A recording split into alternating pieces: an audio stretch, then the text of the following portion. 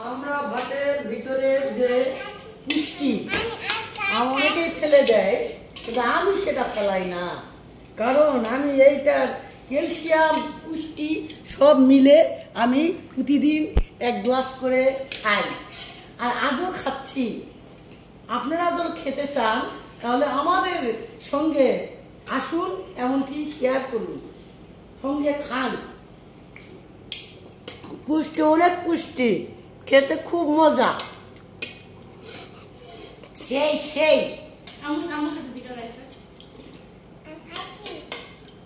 এক চামচ খেয়ে দেখুন, পরেক্ষণ আপনারা বলবেন যে আমরা আর ভাত খাবো না।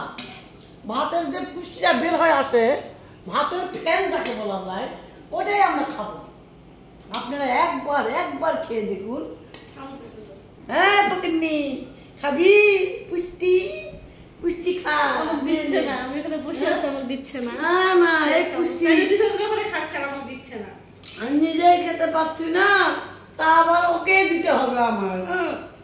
আমি আগে খাই, বাঁচবে না বাপের নাম। আমি খাই নে, ফকিন্নি ওখানে বসেই থাক, তুই তোরে দেওয়া যাবে না। আমার দিচ্ছে না, আমার বলছে না। এই পুষ্টি ভাতের থেকে খুব কষ্ট করে বের করে আমার দিবা না, আমার দিচ্ছে না কেন? আমার খাবার দেওয়ার জন্য বের করিনি, আমরা দুজন খাওয়ার জন্য বের করেছি।